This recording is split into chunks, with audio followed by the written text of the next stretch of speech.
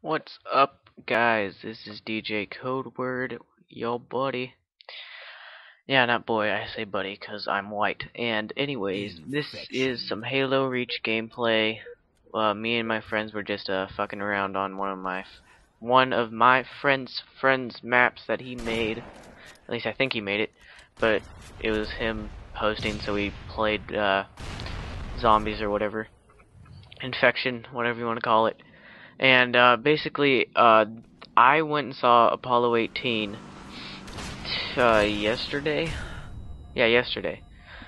And oh my god, dude, it was like crazy. So this is spoiler alert for you guys who don't want to know what it's going to be about, because that's what I'm going to talk about during this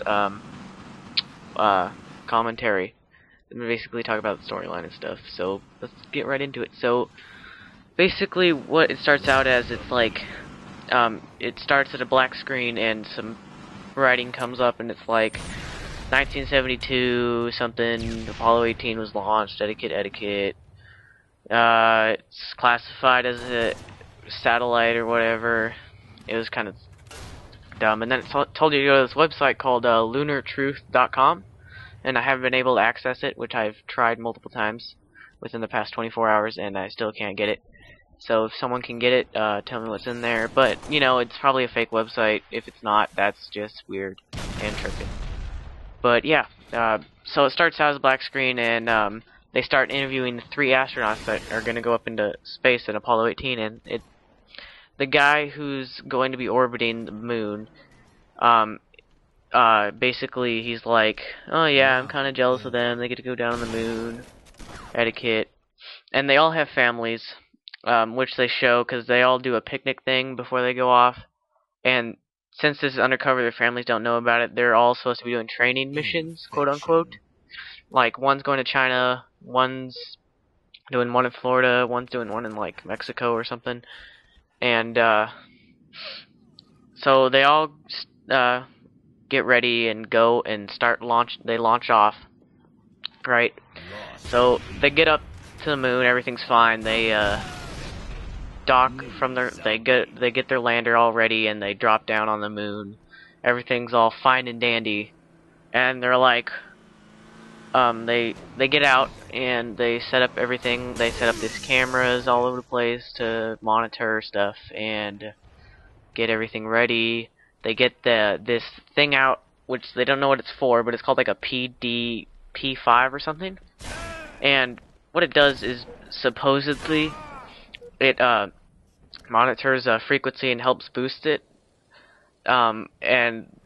Basically they get that set up and go back in and start checking comms and stuff, and they start getting interference. And they're like, well, that's weird, this is supposed to be boosting, and it's supposed to like not interfere with it, so that's what they're thinking's happening. And they tried to reach Houston, which they do, and they're like, basically they're like, oh yeah, we're just trying to get it fixed. And just sit tight. If we lose comms, don't worry about it. Which they do. They do lose comms. And they're out. So they're like, whatever, we'll just go along with it and do what we're supposed to. So they go out on their rock collecting things, which is, I guess, what they're supposed to do. And one of the guys is filming the other guy, because there's 2 of them down there. One's orbiting. There's only 2 of them down there. One's filming the other, and there's a little bright bubble on the screen, so you could see, they like highlighted it so you could see it, and you see this rock move just out of nowhere. Since there's a vacuum of space, obviously wind isn't going to be a factor in moving it, and it's a pretty big boulder. It'd be like 20-30 pounds on Earth, so it just moves just randomly, and that scene stops. And they're back in their they're back in their spaceship, right? And they basically nothing else happens, but except for another rock moves in a different scene with a motion sensing camera they set up outside. That moves. One of the rocks moves, and it's kind of creepy. And so first day, nothing else happens really, so they go to sleep, and they start hearing scratching outside, and they're like, what is that? What happens?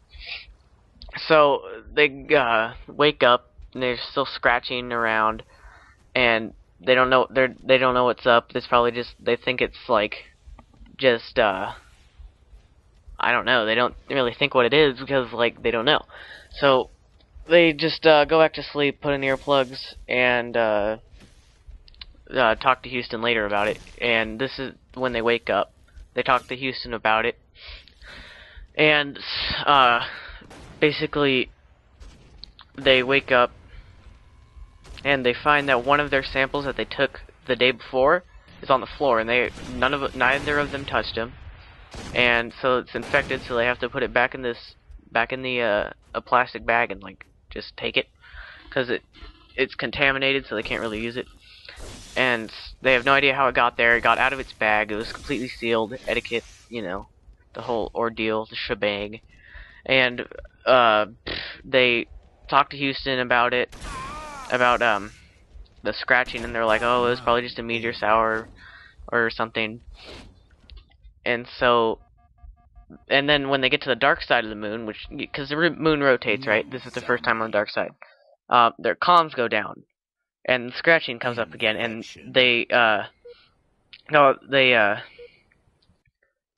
scratching comes up again, and they have no idea how to stop it or whatever. So when they get back to light side, they go on their patrol, right? On their moon lander rover, whatever, we'll call it rover, and they go out and they go 2 clicks to the south. I think it's south or west or something. One of those 4. 1 in 4 chance I have it. And they go that way. They keep going, and they see just out of nowhere, they just see this lander, right? And it's Russian. They had no idea that the Russians were up there, but CIA, defense, they knew that, and that's why they wanted them to set up the PD-5, because the PD-5 wasn't actually for them to boost their signal. It was for them to hear what the Russians were doing, and they had no idea that they would interfere with them.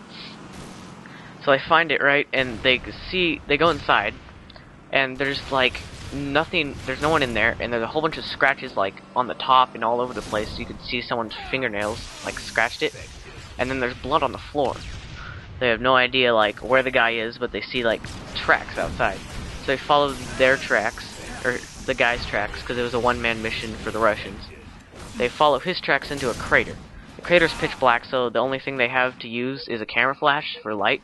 And one of them goes down in there, and he goes down, and he is flashing around, right? Because the flashes are like a strobe light, kind of like really, really, really slow. So like flashing around, and all of a sudden, just a boom, a decayed body of a Russian shows up for like 3 of the flashes, and the guy drags it out. And basically, what it does, they drag it out, and they start searching it to see what happened to him. And they don't really see anything wrong with him except that there's a tear in his suit. And they're wondering how it got there, so one of the guys, he puts his hand down into it, and all of a sudden the entire body just jumps just out of nowhere. It goes boom! It like flies, and like the torso area just goes like flies up, like he'd hump in the air or something. And that was one of the trippy jump scares of the movie. And so he's wondering what the frick, why did he do that, and he goes back, he puts his hand back down there. I don't know why the hell you would do that. I'd fucking run and get back up on the space and be like, oh, this monster's run, oh! Because he was dead. You could tell he was dead. His skin was decaying. You could see bones, etiquette. And oh man, I'm tired, sorry, excuse me. And he basically he puts his hand back down there, and he finds a rock. And he's like, well, that's weird. The rock shouldn't tear his suit like that. And so they take it and put it back down. And they go back to their ship, right? They go back to their ship. And since they were only supposed to be there for 2 days, which I forgot to mention, obviously, sorry. They were only supposed to be there for 2 days, so they get ready to lift off, get everything packed up and stuff. And right when they're lifting off, like they boost up their thrusters to get back up, and all of a sudden they just boom, boom, boom, boom, just out of nowhere, just their rockets get destroyed. So they have to land back down, and they go out and they see that 2 of their oxygen tanks are busted, or one guy goes out and he sees 2 of the oxygen tanks are busted, one and their comm stations are down, so they have no communications to anyone now. Then they try to get that fixed. So it's pretty weird. So they have to stay there and ration their food. And that's pretty much what happens on the second day. And the third day, this is when it gets freaky. One of them goes out to see if he can repair it in the morning, and he, all of a sudden, he's like, there's some, one of them, okay, so one of them's in the lander thing, communicating with him, and the guy out there, he's like, he starts saying, there's something in my suit, it's in my helmet, help me, and just goes crazy, right? And all of a sudden, it just flashes to the guy outside, and on his face, you can see a spider thing just walk across his face in slow motion. And so the guy rushes out, gets his suit on, so he can rush out and help him. And he sees him over on the side on this rock, like leaning on this rock, like sitting down, leaning on it. And he's knocked out, so he gets him up and drags him back into the lander. And he's wondering how he got there. So he interviews him with the camera, and he's like, "I told you, I don't know how I got there. I must have like slipped and fell or something, 'cause I don't remember anything. You said," and the guy's like, "You said there's some in your suit. Do you remember that?" And he's like, "No." So they're fine. And when he's interviewing him, he sees that there's blood like on his left side of his bottom, on the bottom of his torso, like on like second to bottom rib. It's right there. So he opens his shirt up and he sees this wound, right, and it's in his bloodstream. And it's like an ovally shape. It's like an oval shape. No, it looked like a really big bean, like not coffee bean, but like a lima bean or something. It kind of looked like that shape, if you know what I'm talking about. And it was like 4 or 5 inches, so it's pretty big, right? 4 or 5 inches across, so it's pretty big. And he's feeling it to see if it was gone down any deeper, because it gone down to the flesh, you could tell that. And he's feeling it, and he sees that it's really hard, like on the side of it, so he gets some pliers and tries to like pull that thing out. He's like, "We need to get it out of you. It's probably infecting you. It's getting in your bloodstream." So they get it out, and they find out it's a rock, right? And it's really difficult to get out. It's like it's grabbing onto him or something.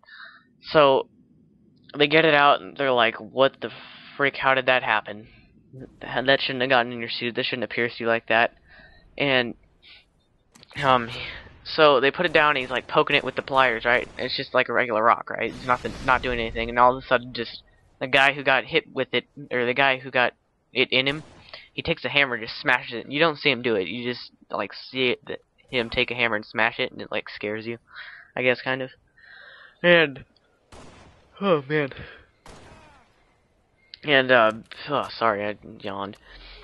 And he's like, "Why'd you do that?" And he's like, "It's not what you think it is. It'll kill us all or something." So he's like thinking he's crazy. So the guy who got hit with it, he starts getting fatigued, right? So he goes to sleep. And the guy's filming it. He's like, he's been asleep for an hour. He's just been asleep for an hour. He's fatigued. He's hallucinating. He's like, and the guy wakes up and he's like, "They're coming for us. We're not safe here. I can sense them." You know, stuff crazy people would say. Like your mom, or your grandma, or whoever's crazy in your family. I don't know. I don't know your family. It's probably your trailer park buddies or something. And he's like, "I can sense them. They're coming to kill us."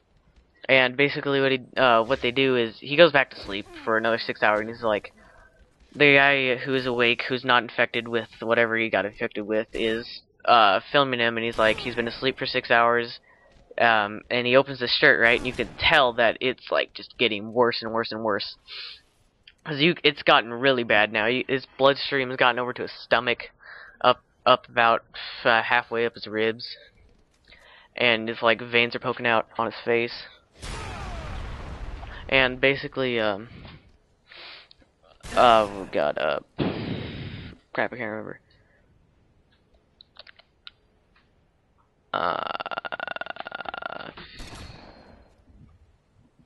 Round over. Alright. I got it now.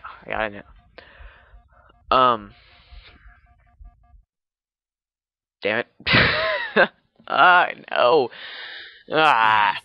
Alright, so basically, he finds out that